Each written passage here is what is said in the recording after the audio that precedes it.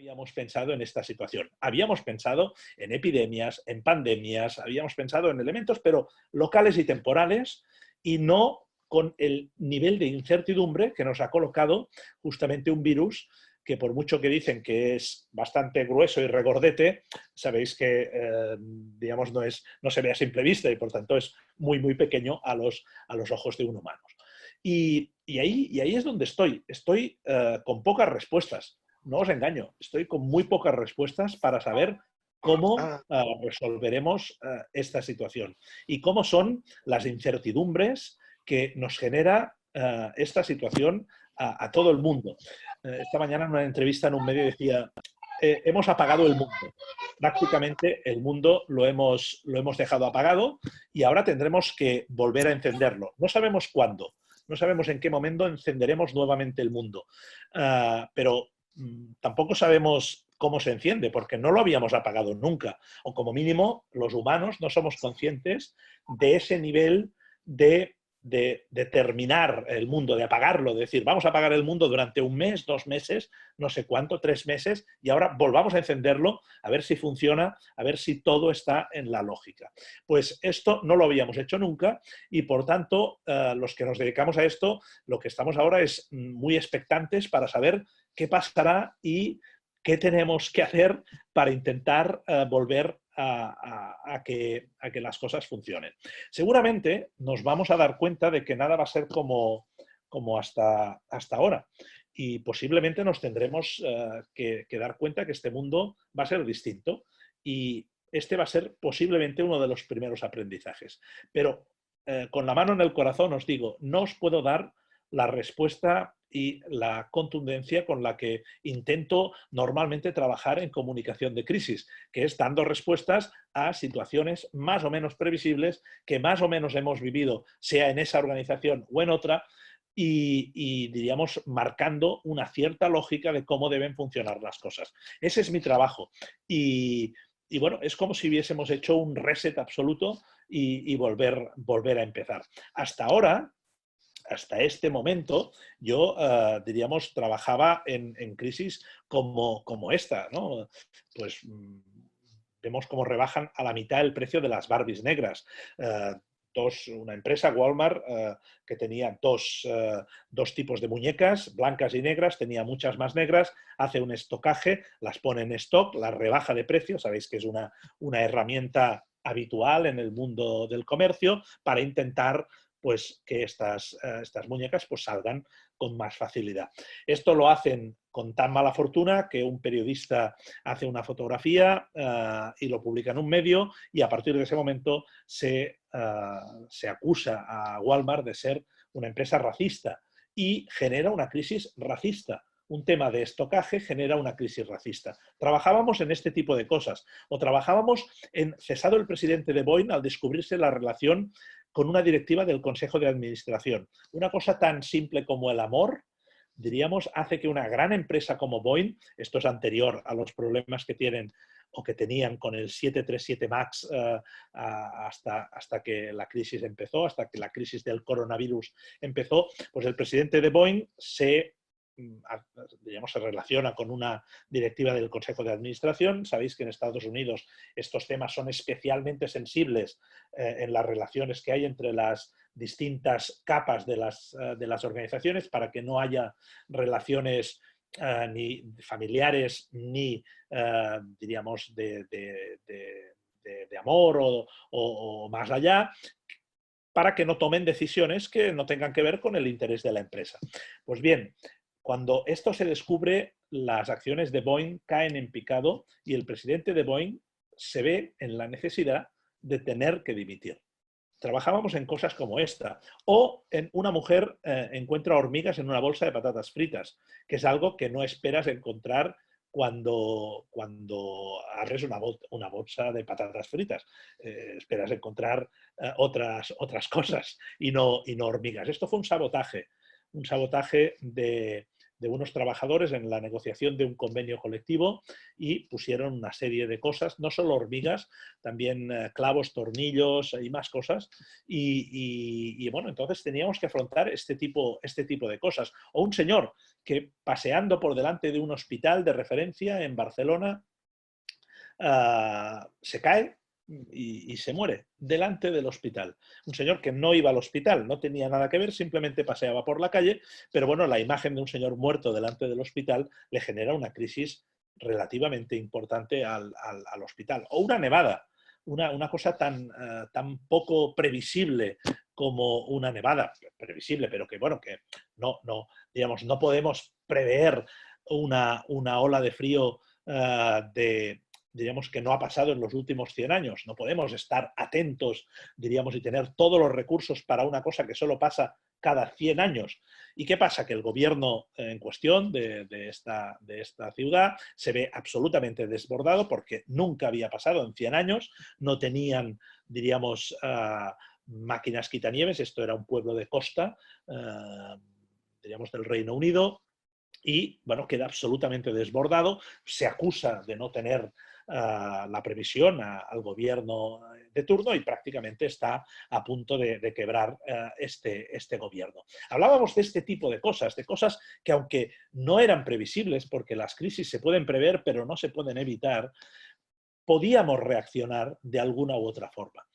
Y nos encontramos que esto no es así. Nos encontramos que ahora tenemos una crisis que es absolutamente nueva, que nadie tiene ninguna vía de solución y que tenemos que gestionar. Ante esto, quiero marcar algunas ideas para poner encima de la mesa. Esto, diríamos, tiene una función puramente de poner cosas encima de la mesa y después abriremos un turno para que podáis intervenir o podáis preguntar lo que consideréis. Nosotros creemos que las crisis no son castigos divinos, o sea, que no hay alguien que desde algún estadio que no somos capaces de comprender del todo, nos pone en una tesitura concreta. Las crisis son elementos que pasan a las organizaciones y a las sociedades por el hecho de existir. Hay un amigo mío que siempre dice que las crisis son los constipados de las organizaciones. Dice, esto es como un constipado. ¿Quién no ha tenido un constipado? ¿Quién no ha tenido una gripe? Pues esta es la idea. No son un castigo divino. Lo que sí que hay es mucho más ruido del que es habitual. Lo veremos ahora con el coronavirus. Yo, desde las cosas que estoy bastante convencido. Es posible, es razonable y pensamos muchos que de esta saldremos y en un tiempo razonable, no sabemos cuánto, pero en un tiempo podremos más o menos retomar nuestra actividad habitual, todos los que estamos ahora confinados en casa, sea en Barcelona, en España, sea en Uruguay, donde sea. Esto lo pensamos. Pero es muy posible que a partir de ese momento, cuando oigamos la palabra virus o cuando oigamos la palabra coronavirus, estemos como muy atentos y los medios de comunicación estarán mucho más atentos. O sea, que yo espero la noticia, que de hecho casi la he visto, no la vi del todo, pero porque no estaba del todo reproducida, pero del rebrote de un nuevo coronavirus en la China. De hecho, esta noticia medio salió, digamos, un nuevo virus similar al coronavirus rebrota en la China y todos pensamos, bueno, esto ya es el fin del mundo, ¿no? Porque viene este, después va a venir el otro. O sea, vamos a estar muy atentos a este nivel de información y veréis cómo lo de las mascarillas, no sé si se llaman tapabocas, ¿no? de que ahora va a ser, diríamos, una parte de nosotros, porque dicen que cuando podamos salir, una de las condiciones que van a imponer, diríamos, es que todo el mundo vaya protegido con este protector en la nariz y en la boca, pues se va a tornar en algo absolutamente habitual. O sea, el ruido que va a generar esto va a hacer que en los próximos meses, años, este elemento esté muy presente. Cuando hay una crisis, cuando hay un accidente aéreo, por poner un tipo de crisis clásico, en los meses siguientes, en las semanas siguientes, más que en los meses, en las semanas, vemos más noticias sobre situaciones anómalas en el mundo de aéreo del que es habitual. Vemos que hay un avión que aterriza de emergencia en no sé dónde, cosas que normalmente pasarían desapercibidas. Veremos cómo el ruido que vamos a generar va a ser, diríamos, directamente proporcional al impacto de la crisis que hemos generado. Y sin duda, en esta crisis hemos generado mucho ruido y vamos a generar mucho más. La imagen es un elemento central en la comunicación de crisis. La imagen es la manera en la que gestionas la crisis. Antes de estar con vosotros he estado un rato mirando medios de comunicación y me he hecho, diríamos, como distracción, estaba mirando fotografías de políticos y cuántos políticos hablando lo hacían con el tapabocas, con la mascarilla o sin. Uh, y era curioso porque decías, ¿cómo puede ser que en un mismo espacio uno lo esté haciendo con y el otro sin? ¿Por qué lo está haciendo uno con y el otro sin? ¿Por qué este lo hace con y el otro lo hace sin? ¿Qué nos dice la comunidad científica? No lo sabemos, pero la imagen es muy importante. La imagen nos marca cómo se gestiona la crisis. Los medios de comunicación crean burbujas condicionantes, lo hemos visto perfectamente. O sea, especialmente en los primeros momentos de esta crisis, los medios han explicado cosas bastante inconcebibles, pero muchos nos las hemos creído o se las han creído y ha hecho que dejemos o hagamos cosas que parecen no razonables. Cuando hay una crisis alimentaria, una crisis de salud pública con un producto, el pollo, por ejemplo, al cabo de, diríamos, durante un tiempo dejamos de comer pollo, pero cuando ya dicen la cadena alimentaria está absolutamente salvada, todo el mundo puede comer pollo con tranquilidad, hay un tiempo en el que seguimos sin comer pollo. ¿Por qué? Porque la burbuja condicionante que ha generado el medio de comunicación nos ha generado una situación de decir, oye, ¿y si esto no es así? ¿No? Entonces, ¿qué hacemos? Pues actuamos en función de esta burbuja condicionante que hace que los medios de comunicación, diríamos, nos funcionen, nos marquen, nos condicionen claramente. He puesto, estaba seguramente para provocar, he puesto un punto 5 que decía, la realidad no existe, todo es percepción. Yo sé que la realidad existe, faltaría, es evidente, la realidad existe. Pero la percepción es muy importante. La percepción es un elemento central en la comunicación de crisis. Cómo percibimos las cosas, qué imágenes vemos porque la imagen es un gran generador de percepción y la percepción es un elemento central en la comunicación. Cómo percibimos que se están haciendo las cosas.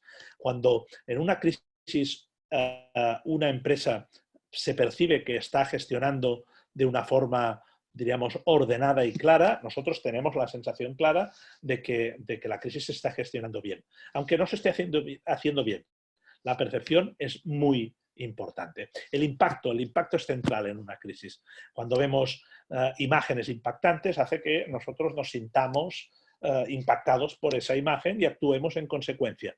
Las crisis víricas tienen en general imágenes impactantes con personas protegidas de cabeza a pies y esto es una imagen muy impactante que hace que diríamos, nos atraigan mucho y sean, diríamos, un condicionante muy claro.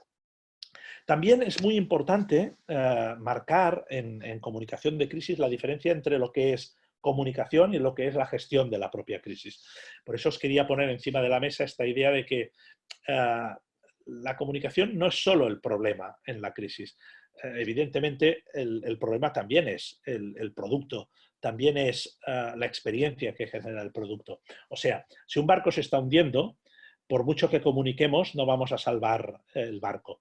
Diríamos, tenemos que tapar el agujero. O sea, hay una crisis, digámosle, técnica en comunicación. Y por tanto, desde ese punto de vista, es muy importante que tengamos presente que en comunicación de crisis hacemos lo que hacemos, pero que es importante que técnicamente se haga lo que se tenga que hacer también. A veces pensamos que la crisis se resuelve solo con comunicación. Equivocadamente muchas personas dicen, bueno, esto los de comunicación que lo resuelvan. No, no, las crisis se tienen que resolver técnicamente y comunicativamente. Y se tiene que hacer de forma coordinada porque si no seguramente tendremos otros problemas. Y el punto 8 que os he puesto es la inteligencia emocional. La necesidad de comunicar desde un punto de vista no solo racional, sino también emocional.